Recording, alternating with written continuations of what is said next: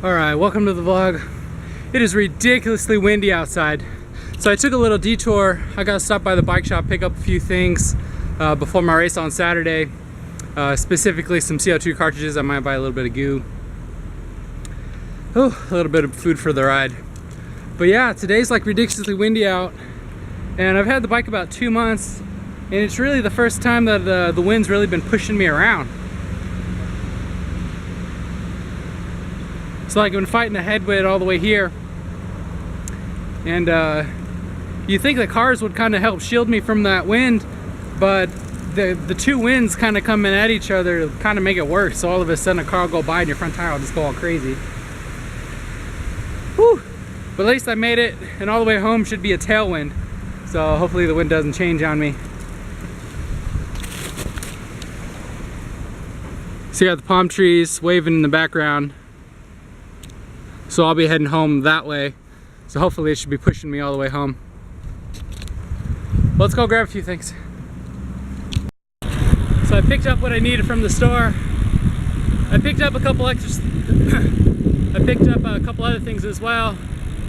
Bike shop's always got sales going on, so I'm a sucker for a good deal. The wind's helping me a little bit, but now it's attacking me from the side, so at least it's not a headwind.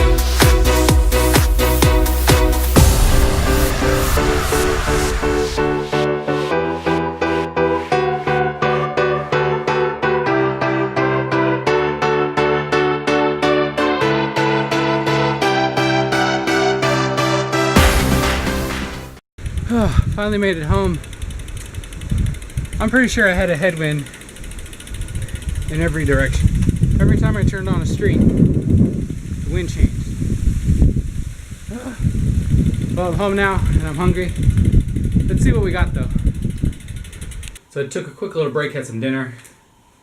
But when I stopped by the bike store, I picked up a few things, so let's see what I got. So I got another jersey. This is the one I pretty much commute in every day in. And now that the summer's coming up, I'm going to be getting a little bit sweatier.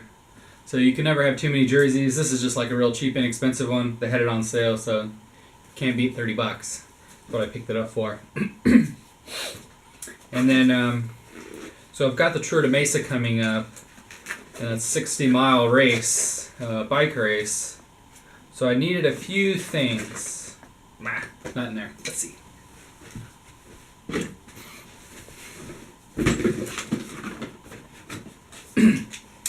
So I have a Crank Brother CO2 pump, and the cartridge in here I spent on my last outing. So I went and I picked up 2 more. So these are the threaded type, 16 grams. Yeah, this one was a 16 gram. And basically I don't use these like while commuting or even in my training rides really. I'm just going to use them for like these really long races, because let's say I get a puncture at 20 miles, I've got 40 miles left of the race. A little frame pump, which I'm going to keep on the bike as well. You know, it's not going to get it all the way up to 90 to 100 psi where I like it, and these definitely will. So for this one, I'm not going to tighten it all the way. I just like to get in there and just kind of back it off a little bit. And then this way, let's say in your bag or your saddle bag, you know, if it ends up pressing the end here, since this one's spring actuated, you're not going to lose any CO2. And this way it keeps it from jiggling around in the bag too. So I got 2 of those. I'm still debating. I don't know if I'm going to take 1 or if I'm going to take 2. So we'll see. I'll leave that up to race day. And then a couple other things that I grabbed were some goos. So the goo brand, I'm pretty familiar with. I don't use them a whole lot. But I did want to get a couple of the goos just for like the instant energy. When I go out on a 50 to 60 mile ride, I'll stop like halfway through and get like a Snickers or something from the store. So I got some goos. I got a couple flavors. So I've got the Chocolate Outrage. It's got a little bit of protein and some caffeine in it. It's about 100 calories for this guy. And then I tried kind of a fancy one. So this one's the Roctane Cherry Lime flavor. It's got a little bit of protein as well, and even more caffeine than the chocolate one. So we'll see about that. And then this one's strawberry banana flavored. No caffeine in this one. but it's still got a little bit of protein in this one. So I think this one's going to be my favorite. Let me know if you tried any of these flavors, see how you like them. I know I can stomach goos. They're not really that great. I don't really like taking them, but they work pretty good. And then something that I don't really use ever is the just little dissolvable tablets that you throw in your water bottle. So this one's None Energy, and I got this one not because it has a lot of calories. It only has 10 calories, but it's got some pretty good vitamins in there. So vitamin C, 6, 12, some magnesium, a little bit of salt, potassium, and these have caffeine in them as well. Oof.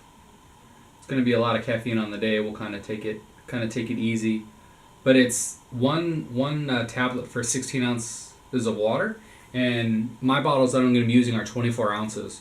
So it's going to be it's going to be pretty dilute. I mean, you're going to get the same amount of what's in here, but it's not going to be as concentrated. So it should be pretty cool out. I think I'll only go through 2 bottles anyway. And then I actually got 2 of the non-caffeine ones. So I think I'm going to use these like mid-ride. And then I think what I'll do is I'll just be sipping on every time I drink water. And then the chocolate one, I think I might start with this one. It's the least amount of caffeine in it. And then mid-ride, I'll jam down the strawberry bananas ones, which have no caffeine.